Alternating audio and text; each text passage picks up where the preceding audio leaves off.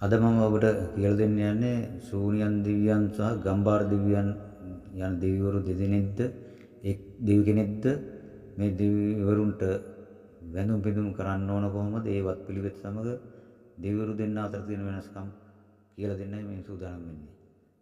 මුලින්ම ගම්භාර දෙවියන් හඳුනා ගන්න හරිම ලේසි. සුදු ජටාවක් පළඳගෙන සුදු වතින් සැරසිලා පැන්කෙන්ඩියක් අතේ තබාගෙන සැර අතින් සැරයටියක් තියෙනවා. සමහර වෙලාවට ත්‍රිශූලයක් තියෙනවා. සුදු අශ්වයෙකු තමයි උන්වහන්සේගේ වාහනය වෙන්නේ. උන්වහන්සේ සෝවාන් ඵලයටපත් වෙච්ච දෙවි කෙනෙක් ගම් නියම්ගම් සැරිසරමින් දුකටපත් වෙච්ච මිනිසුන්ට පිහිට වෙන්න තමයි මේ දෙවියෝගේ අරමුණ පින් උදෙසා තමයි මේ කටයුතු සිද්ධ කරන්නේ.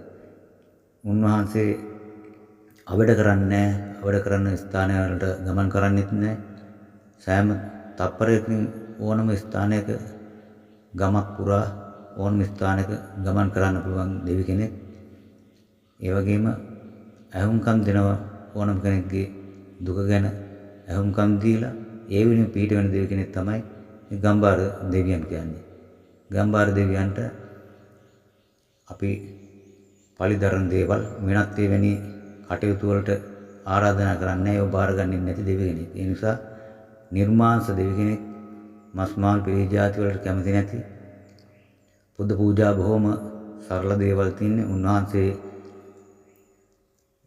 මිනිසුන්ට සෑම මොහොතම මිනිසුන් වෙත ගම් නියම්ගම් වල සැරිසරලා මිනිසුන්ගේ දුක සොයලා දුකට පිහිට වෙනවා ඇහුම්කන් දීලා කටයුතු කරන නිසා උන්වහන්සේ බොහොම පින්වන්ත දෙවි කෙනෙක්.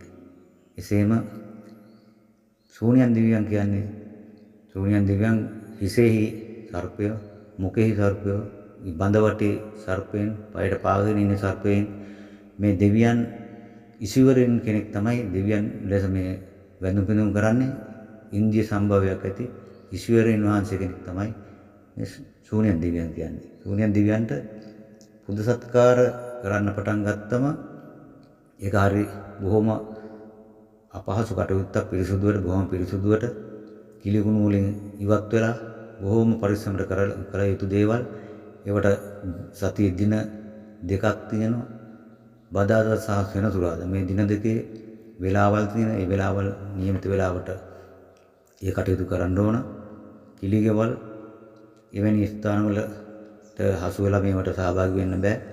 ඒ නිසා බොහොම මේ දෙවියන් වඳින පුදන්න ගොඩක් කරන්නේ දේවාල කටයුතු කරන මන්ත්‍ර ශාස්ත්‍රය කරන ඒ කටයුතු කරන අය තමයි මේ දෙවියන්ගේ පිහිට බලාගෙන වැඩ කටයුතු කරන්නේ. ඒ නිසා සාමාන්‍ය නිවසක මේ දෙවියන්ගෙන් පිහිට ගන්න අපි දේව පිළිම තබාගෙන වෙන පිළිම කරන්නේ. ඒ නිසා ගම්භාර දෙවියන්ගෙන් තමයි අපි පිහිට ලබා ගන්න ප්‍රතිමාවක් නිවසේ තියාගන්නේ. නිවස ඇතුළත නෙමෙයි එළියේ ස්ථානයක් සකස් කරගන්න ඕන. ඊශාන දිශාවේ ස්ථානයක් පිරිසුදු ස්ථානයක් හදලා තමන්ගේ පපු මට්ටමින් ඒක සකස් කරගෙන එහි පිළිම වහන්සේ කහදිරින් නාවල පිරිසුදුව හරිගස්සගෙන ඒ ආකාරයෙන් තබලා තමයි මේ වතාවත් කරන්න ඕන. රෑ 9යි 10 ඉඳලා 9:45 වෙනකන් කාලය තියෙන. ඒ කාලය තුල බොහොම හොඳ කාලයක්. බදාදා සහ සෙනසුරාදා දින දෙකේ මේ කරන්න පුළුවන් නම් ඊටාම වටිනවා. ඒක අතහරින්න හොඳ නැහැ. නමුත් මේ දෙවියන් වහන්සේ ගම්භාර දෙවියන් පහන තියන්න අතපසු වුණා කියලා දඬුවම් කරන දෙවි කෙනෙක් නෙමෙයි. ඒ නිසා බියටපත් වෙන්න දෙයක් නැහැ. නමුත් ශූන්‍යයන් දෙවියන් කියන්නේ බොහොම සැඩ කඩිසර වෙනත් ඔය මන්ත්‍ර ශාස්ත්‍ර පැත්තේ ඒ අකටයුතු වලට පවා යොදාගෙන තියෙනවා. රජවරු පවා මේ දෙවියන්ගේ ඉසිවරින් වහන්සේගෙන් වැඩ අරගෙන තියෙනවා. ඒ නිසා බොහොම පරිස්සමෙන් ඒ දෙවියන්ගෙන් වැඩ කටයුතු කරන්න ඕනේ. ඒ නිසා තේරුම් අරගෙන මේ දෙවිවරුන් දෙන්න හරියාකාර නිවැරදිව තේරුම් අරගෙන ගම්භාර දෙවියන් වැඳුම් පිදුම් කරන එක තමයි නිවැරදිම තෝරාගෙන. මේ නිසා ඔබ පිළිම වහන්සේ කෙනෙක් තෝරා ගැනීමේදීත් ඔබ තෝරා ගන්න ඕන මේ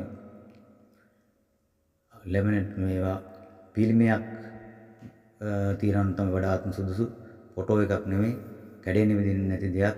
හොඳ ස්ථිර තියාගන්න පුළුවන් ප්‍රතිමාවක් තමයි, පිරිසුදු කරන්න පුළුවන් ප්‍රතිමාව තියාගත්තම ඒක වඩාත් සුදුසුයි. තවත් මේ ඉදිරියට මේ ගැන